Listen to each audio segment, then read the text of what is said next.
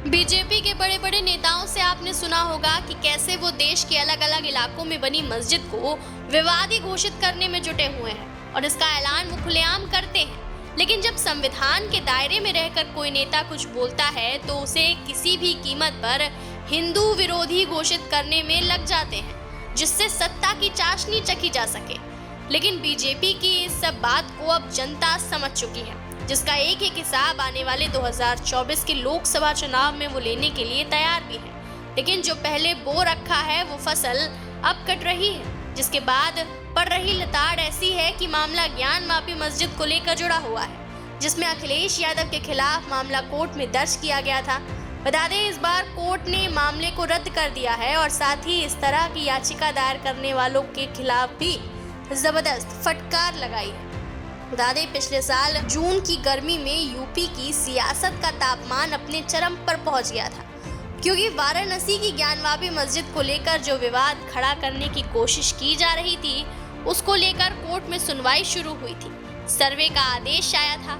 इस दौरान मस्जिद के अंदर फव्वारे को शिवलिंग घोषित करने के लिए लगातार हिंदूवादी संगठनों की तरफ से कोशिशें जारी थी, जिसमें कोर्ट ने भी सर्वे की रिपोर्ट लीक करने के आरोप में हिंदू पक्ष को फटकार लगाई थी। बता दें, विवाद लगातार बढ़ रहा था और सरकार जिस तरह से अपनी भूमिका में थी, उसको लेकर सियासी तापमान भी बढ़ रहा था। उस दौरान अखिलेश यादव ने भी एक बयान दिया था। उन्होंने कहा था कि किसी भी पीपल के पेड़ के नीचे पत्थर रख दिया जाए और एक झंडा लगा दिया है तो वो मंदिर बन जाता है। अयोध्या में रात के अंधेरे में मूर्तियां रख दी जाती। अखिलेश के इस बयान को लेकर वकील हरिशंकर पांडे ने एक याचिका कोर्ट में दाखिल की थी, जिसमें कहा गया था कि अखिलेश यादव का ये बयान हिंदू विरोधी है और ये हेट स्पीच के दायरे में आता है। इस मामले की कार्रवाई लगातार कोर्ट में चल रही थी, जिसे लेकर बीजेपी खुश नजर आ रही थी, क्योंकि रामचरितमानस को लेकर पहले से ही सपा और अखिलेश को हिंदू विरोधी घोषित करने का प्लान तैयार किया जा चुका था। और ऐसे में इस मामले में कोर्ट के फैसले का इस्तेमाल बीजेपी 2024 के लोकसभा चुनाव में करने का प्लान बना रही थी। लेकिन उससे पहले ही रामचरितमानस विवाद में मोहन भागवत के बयान ने बीजेपी की किरकिरी कर दी।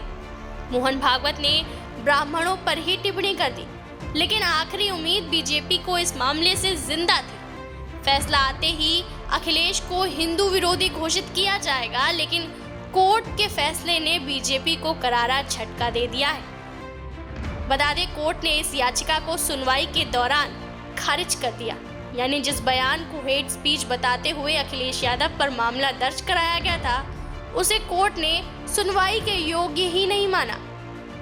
ऐसे में अब बड़ा सवाल ये है कि बीजेपी अब किस मुद्दे पर 2024 का चुनाव लड़ पाएगी, क्योंकि धर्म पर आधारित बीजेपी के दोनों ही मुद्दे धराशायी हो गए हैं। खैर, आपको क्या लगता है, बीजेपी के पास 2024 के लिए अब कौन सा मुद्दा शेष है? इसका जवाब कमेंट करके जरूर बताएं।